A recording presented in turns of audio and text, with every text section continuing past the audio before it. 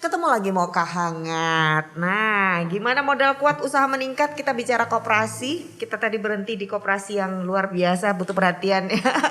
Suntikannya harus dari mana-mana ini. Kalau kita Mbak Yuna ya, ada kerut dikit suntik di sini, yang sini suntik situ. Koperasi sebenarnya begitu juga Pak. Kan tadi ada 3 kan, dari lembaganya, modalnya, manusianya suntikannya Baru tahu di situ. sekarang deh. Iya Pak, begitulah perempuan. Ternyata. Iya, menghadapi realita Siap, Pak, harus iya. sesuai dengan targetnya. Iya. Oke, kalau lihat skema tadi kalau di DIY ada hibah ya, tapi Iya. apakah juga ada skema-skema lain untuk mendorong tidak hanya di modalnya saja, tapi di modalnya saja ada berapa skema sih Pak selain ada hibah? Konteksnya ini kan PEN ya, Program Pemulihan Ekonomi Nasional, termasuk juga tadi PED gitu, Program Pemulihan Ekonomi Daerah. Yang sebenarnya secara nasional sendiri ada sih, cuma itu kan kembali ke koperasinya dari LPDB Lembaga Pembiayaan. Itu dimungkinkan mereka untuk mengakses dengan stimulus bunga. Artinya, itu berarti si koperasi sendiri yang harus proaktif, Iya, bukan betul. kemudian memang ada programnya langsung disiarkan gitu, bukan? Jadi benefitnya yang ditawarkan itu dari sisi bunga mengacu pada PEN. Berbeda, kalau selama ini 6%, 6-7, mungkin itu sekarang menjadi 3. Seperti itu. Nah ini kan stimulus ditawarkan. Banyak juga yang mengakses koperasi di DIY. Terutama memang koperasi yang besar Bapak. Koperasi sekunder. Jadi koperasi yang anggotanya koperasi-koperasi primer. Artinya karena dari sisi kemampuan istilahnya kan kalau pinjam sekalian di LPDB itu yang besar sekalian gitu, berapa M gitu kan. Nah ini didistribusikan kepada koperasi-koperasi primernya anggota. Seperti itu, termasuk juga ke anggotanya secara langsung. Berbeda dengan koperasi primer, kalau mau ngakses ke sana kan karena kemampuannya, karena tuntutannya itu syarat dan lain sebagainya juga ada semacam agunan dan lain sebagainya. Mungkin yang diakses cuma kecil. Kalau koperasi sekunder itu bisa dari mulai 15M sampai 25, bahkan kita ada yang 50M menurunkan untuk koperasi primernya juga. Kalau seperti itu pengawasan dari Dinas Koperasi gimana Pak? Artinya itu kan dana yang cukup besar mereka akses, kemudian apakah itu nanti tersalur dengan tepat atau gimana itu? Kalau itu kan program nasional. Jadi memang kalau di daerah kami ini Dinas Koperasi kan wilayah kewenangan itu memang di provinsi. Kalau itu kan kewenangan dan lain sebagainya itu kan kementerian. Jadi mereka dengan juga yang lembaganya, melakukan pengawasan langsung? Iya, jadi lembaganya juga di pusat, lembaga layanan, tadi juga di pusat LPDB-nya itu. Jadi langsung, tapi koordinasinya tetap dengan kami. Rekomendasi biasanya kan awal. Koperasi mana yang potensial? Nah itu kan dari dinas. Kami ya bukan merekomendasikan, cuma adalah list dari kami. Koperasi potensialnya mana saja, kan dari binaan juga. Nah itu kita berikan ke mereka. Kalau mereka mengajukan, otomatis setengah sudah kepegang. Itu list dari dinas koperasi yang ada di provinsi. Nah itu nanti terus mereka lakukan langsung dengan kami juga. Koordinasi dan lain sebagainya sampai turun. Nah ada apa-apa kami ditembusi Pak. Jadi termasuk juga misalnya ada masalah, waktunya ngangsur, harus bagaimana dan lain sebagainya, kami juga paham, tahu tentang hal itu. Kadang-kadang tidak lepas gitu loh. Iya, kadang-kadang karena merasa jauh gitu ya. Pengawasannya jauh gitu kan bisa terjadi penyalahgunaan atau penyimpangan gitu atau keterlambatan dan seterusnya. Kalau ada komunikasi dengan daerah kan berarti pengawasannya cukup melekat. Relatif tidak masalah yang selama ini mengakses ke LPDB tidak masalah. Tetap lancar ya. Nah, yang kadang masalah ditemukan itu justru yang di luar koordinasi kita. Contohnya apa Pak? Badan Hukum Nasional punya cabang di DIY. Kan sekarang banyak. Jadi badan hukumnya itu nasional.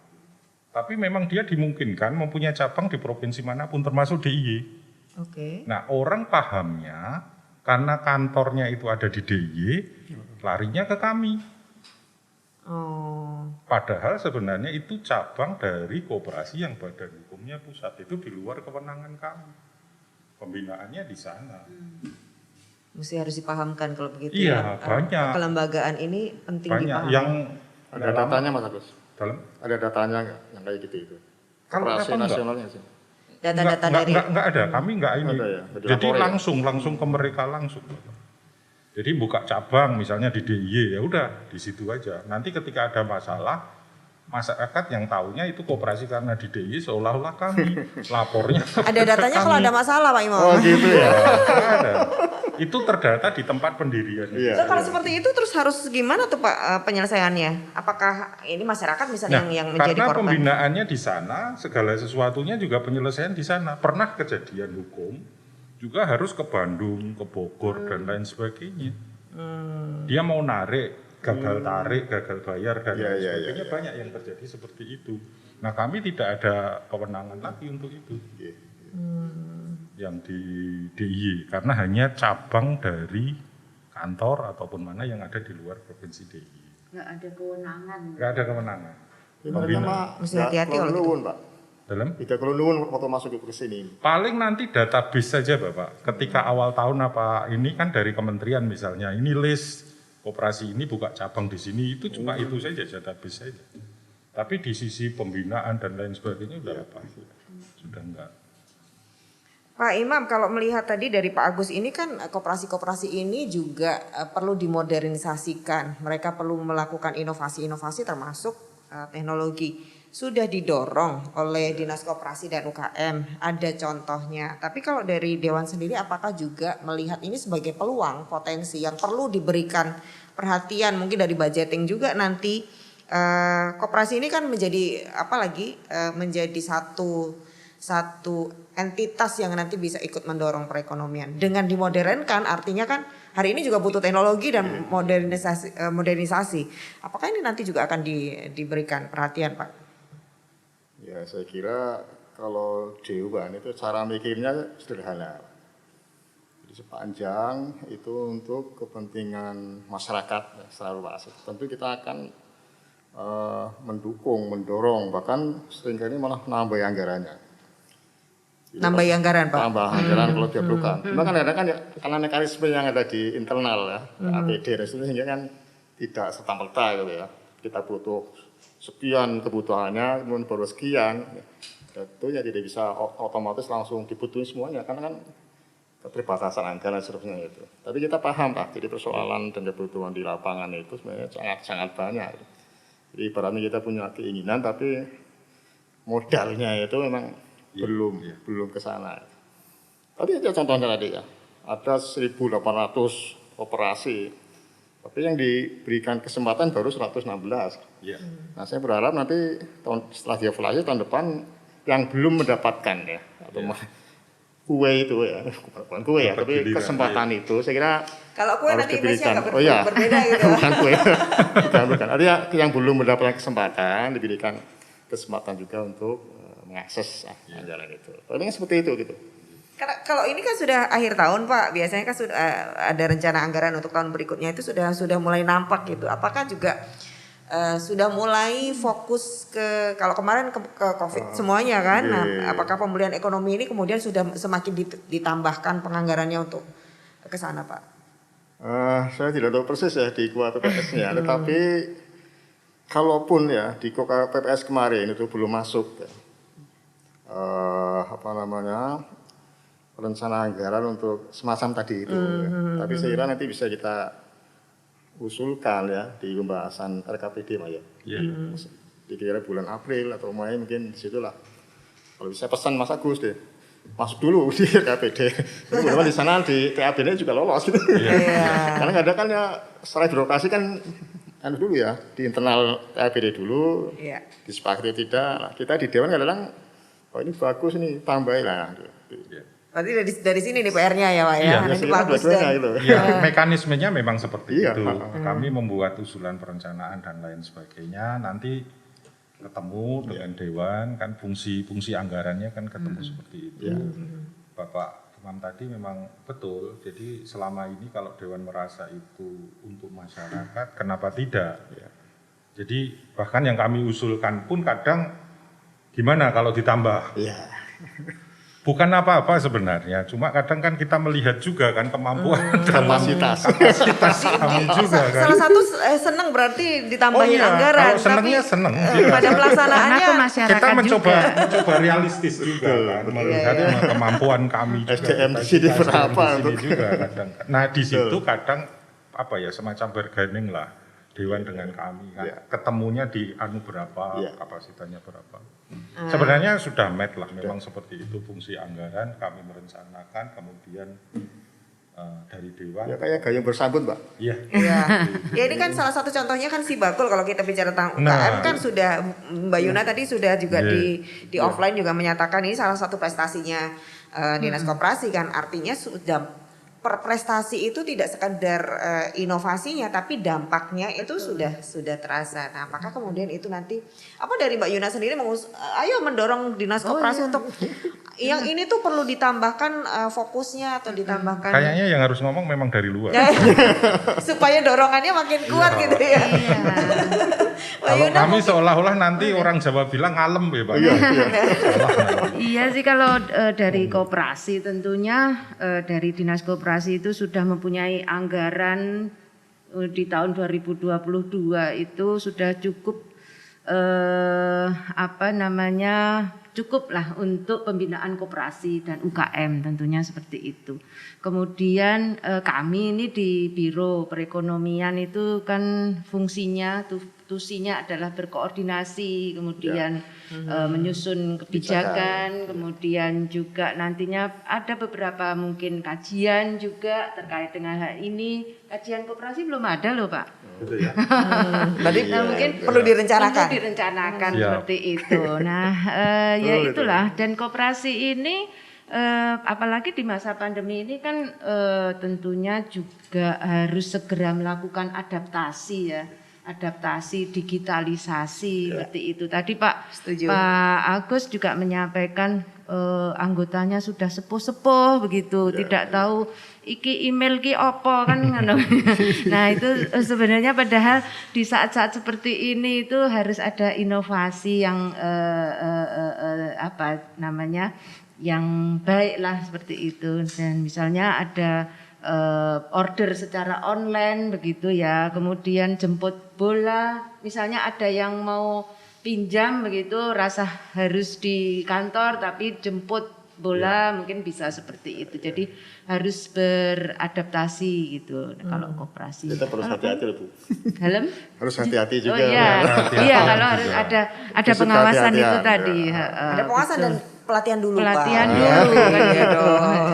Terus berencana. Iya, tapi Mbak Yuna kalau boleh tahu, apakah ini juga jadi sektor-sektor yang bisa bertumbuh potensial tumbuh gitu kalau di DIY kan sektor di DIY itu juga itu aja gitu kan yang dominan gitu. Nah ini kan UKM-nya sendiri termasuk yang dominan, koperasinya menempel di sana. Nah ketika dimudahkan dengan membuat koperasi itu sekarang 8-9 orang ya Pak Agus tadi. Kemudian sudah ada teknologi. Ini upaya memodernisasi koperasi. Apakah sebenarnya itu juga potensial untuk bisa menjadi penyokong Oh iya ekonomi benar DIY? sangat potensial Mbak Marta.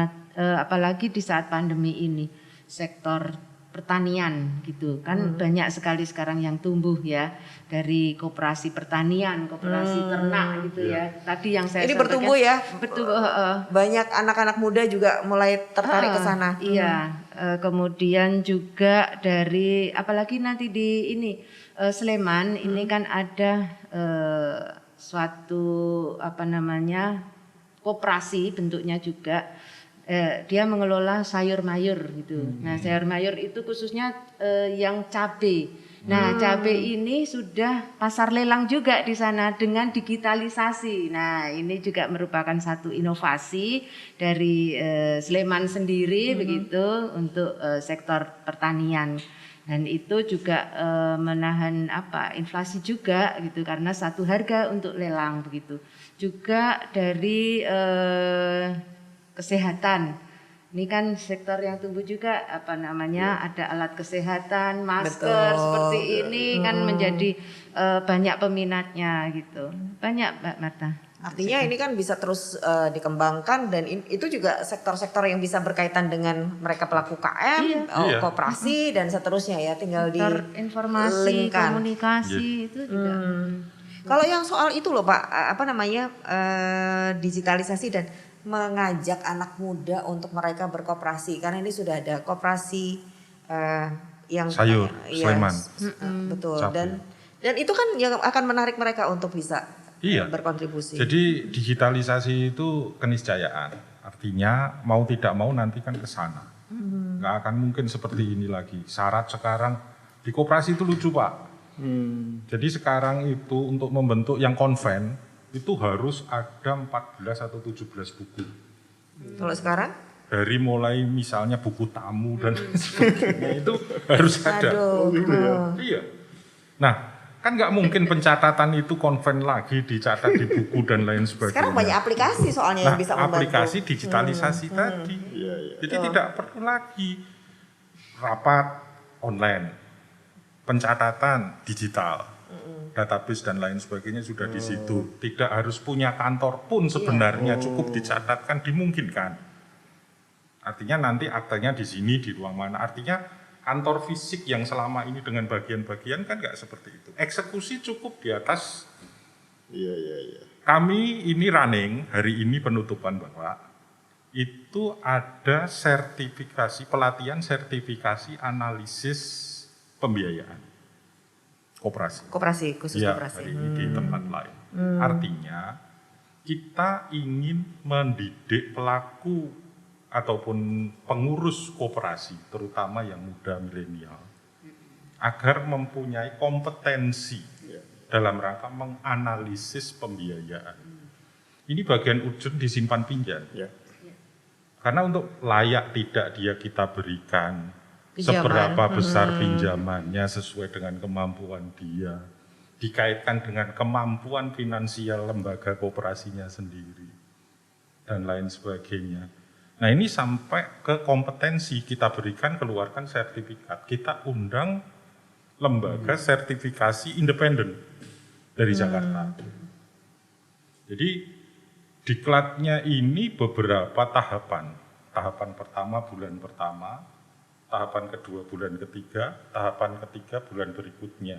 Orangnya sama. Terakhir kita lakukan uji kompetensi untuk sertifikasi. Ada syarat ketentuan itu Pak? Oh iya, jadi Harus memang orang yang sudah di Orang koperasi yang memang analis. pengurus, bagian ya semacam bendara ataupun apapun di situ, punya komitmen, usia kita tentukan, jadi tidak yang sepuh-sepuh tadi, dan dia harus komitmen mengikuti sampai selesai dengan tes. Tidak semua lulus. Berat itu. Tidak semua lulus. Iya dong. Memang harus Sesuai kapabel gitu ya. harus kompeten sesuai dengan ini kemampuan ini. Karena Jadi mahal betul-betul- nilainya itu sertifikasi itu. Nah ini kan bagian Betul, Pak. dari Betul, Pak kehidupan Iman. tadi koperasi model itu Iya, kita lakukan semacam apa ya, sampel atau pilot project. Jadi Supaya benar-benar betul-betul- membuat profesional Betul. para pengurus di koperasi itu gitu maksudnya. Iya, tidak main-main lagi. Tapi Artinya ya itu harus full timer, Pak. iya memang. Nggak bisa sambilan begitu kalau itu. Nggih. Kalau dulu sambilan, Banyak Betul. dulu sambilan dan lain itu. Sambilan dan status. Itu Jadi yang sekarang kadang- benar-benar harus profesional kalau mau mengelola koperasi sebagai anggota koperasi juga. Artinya jangan kok prinsip kekeluargaan, boleh prinsip kekeluargaan ya, tapi bisnisnya Mbak Marta tadi di awal juga bukan Iya. untuk kekeluargaannya saja. Koperasi ini ternyata bisa untuk bisnis dan menghasilkan Ya. keuntungan ataupun benefit. Makanya kalau pendekatan membuat milenial itu mereka atau generasi sesudahnya ini menjadi tertarik kepada koperasi itu gimana sih Pak? Contohnya kan dengan 9 orang ini misalnya kita punya hobi Ya, apa gitu ya. betul. Misalnya apalagi sekarang hobi yang berkaitan dengan teknologi atau startup teknologi itu pun banyak sekali anak-anak itu. Apakah mereka juga bisa dimungkinkan untuk membuat koperasi tertentu gitu ya? Iya. Apa contohnya Pak? Ya, contoh paling mudah sekarang startup dan lain sebagainya sudah ada seperti Mbak Yuna sampaikan, Sleman inisiasi dengan itu kan startup sebenarnya kan. Dengan Jadi, koperasi sayur iya, tadi dengan teknologi. 9 sudah dimudahkan Iya. banyak. Segala sesuatunya sudah bisa online dari pertemuan dan lain sebagainya, tidak harus ketemu. Artinya milenial kita ini kan mobile. Nggak mungkin dijadwalkan bareng-bareng seperti ini. Ya, dia posisi di mana bisa rapat. Pelaporan bisa online, artinya tidak harus fisik laporan yang diketik dan lain sebagainya. Tinggal PDF, kirim dan lain sebagainya, sudah. Nah itu kan sebenarnya kemudahan-kemudahan untuk koperasi bisa lebih maju dari sisi kelembagaan. Tidak yang seperti dulu, sudahlah kekeluargaan, prinsip kekeluargaan saja, sehingga kumpul ini ya kumpul bareng dalam Nanti rangka laporannya kekeluargaan gini ya. Sama temen gini aja ya. Kayak reuni. Seperti itu.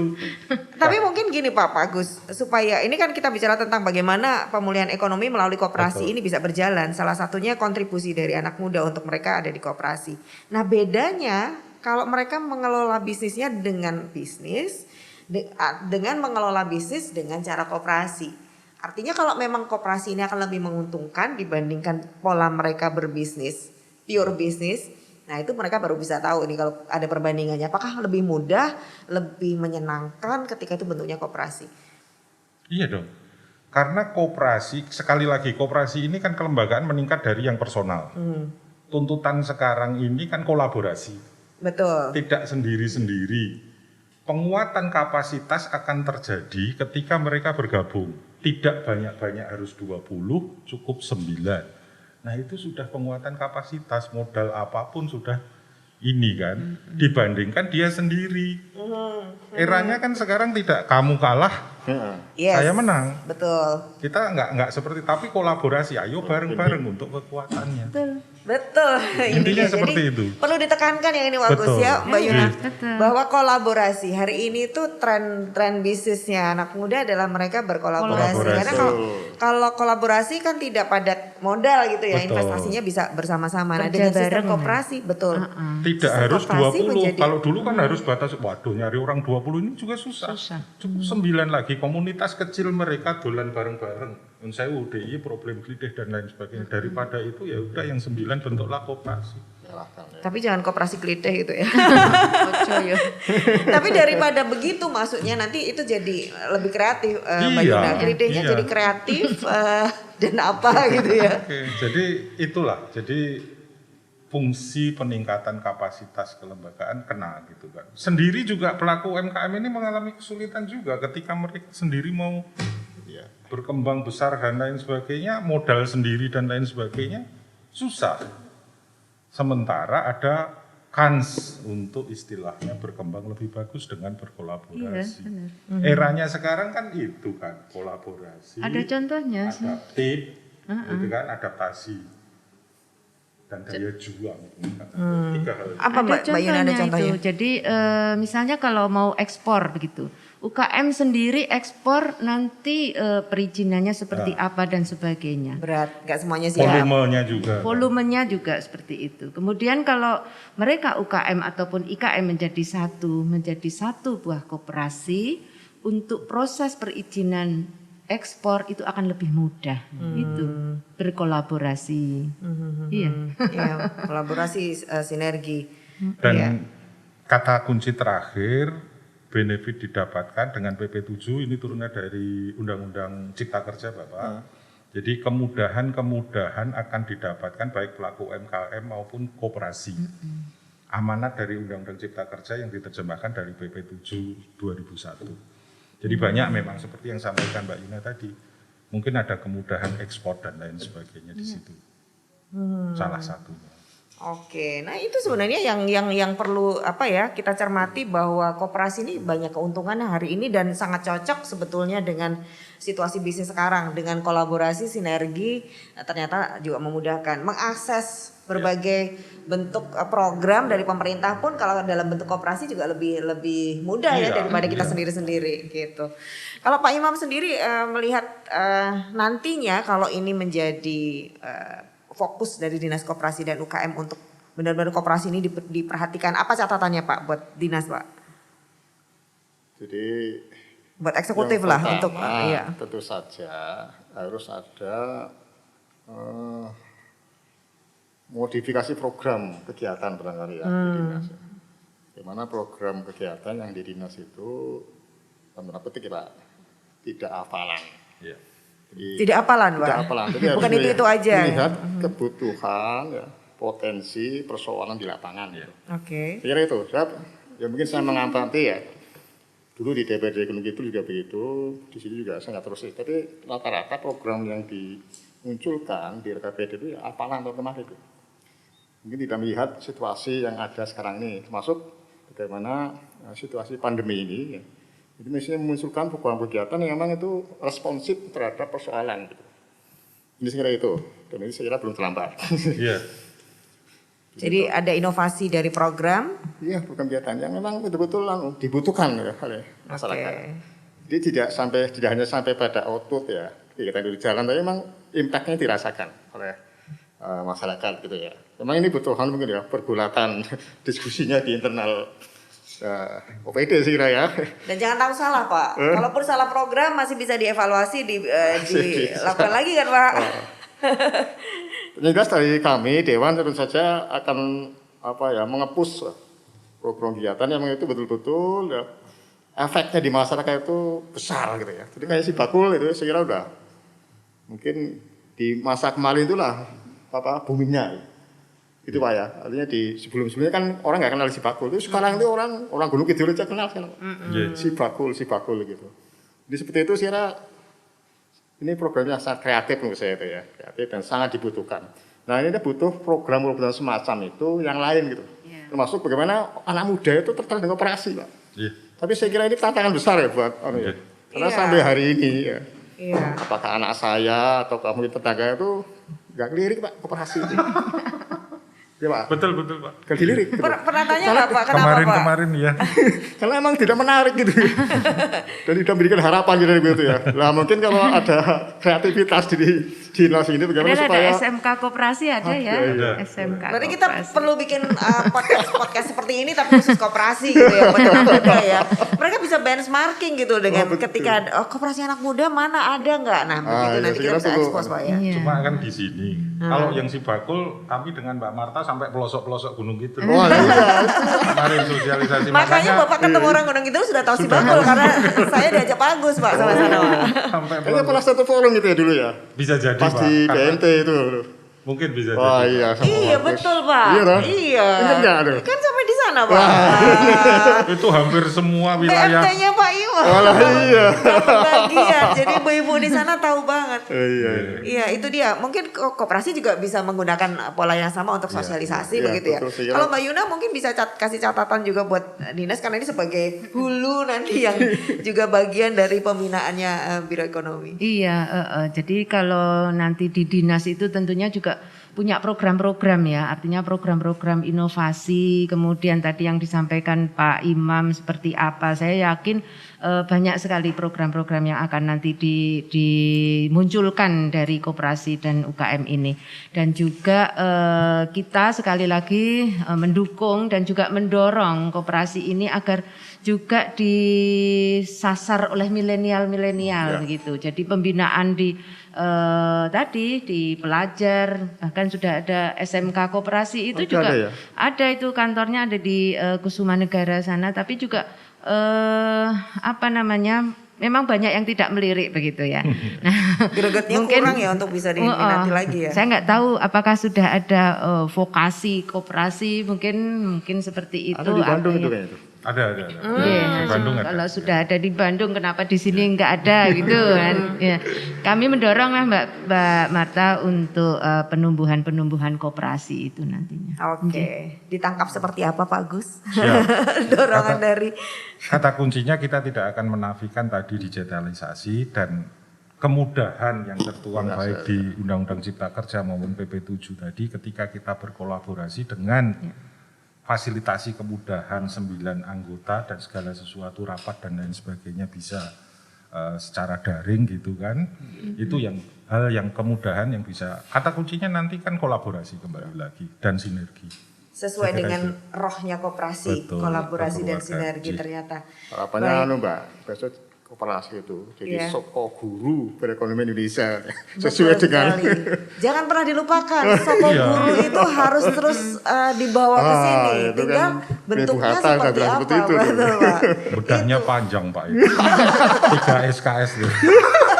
1 jam nggak cukup Nggak buat cukup, itu Pak. ya. Soko guru itu. Artinya sebenarnya koperasi ini tetap bisa menjadi apa? Soko guru itu benar pilar ya, Ya, pilar. pilar.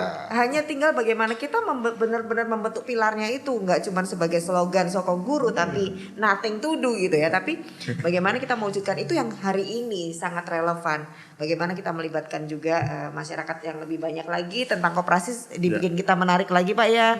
Bagaimana millennials ini atau anak-anak muda ini juga mereka bisa berkontribusi menjadi para calon pengurus dan pembentuk koperasi-koperasi baru.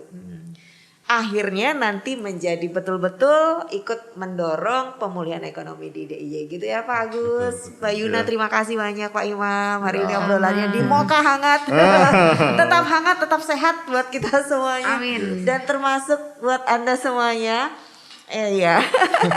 Termasuk buat Anda semuanya, terima kasih banyak. Hari ini kita sudah ngobrol banyak tentang koperasi ini. Bukan hanya sekedar obrolan, tapi ketika Anda juga merasa terinspirasi bahwa koperasi ini adalah sangat kekinian, relevan dengan cara kita melakukan usaha hari ini, bersinergi dan berkolaborasi, barangkali nanti kita bisa belajar banyak dari Dinas Koperasi DIY, kemudian juga bisa membuat forum-forum kecil untuk belajar berkoperasi buat anak-anak muda gitu ya Pak. Sehingga itu akan memunculkan nanti koperasi baru yang bisa menjadi benchmarking bagi koperasi yang lain. Begitulah kira-kira.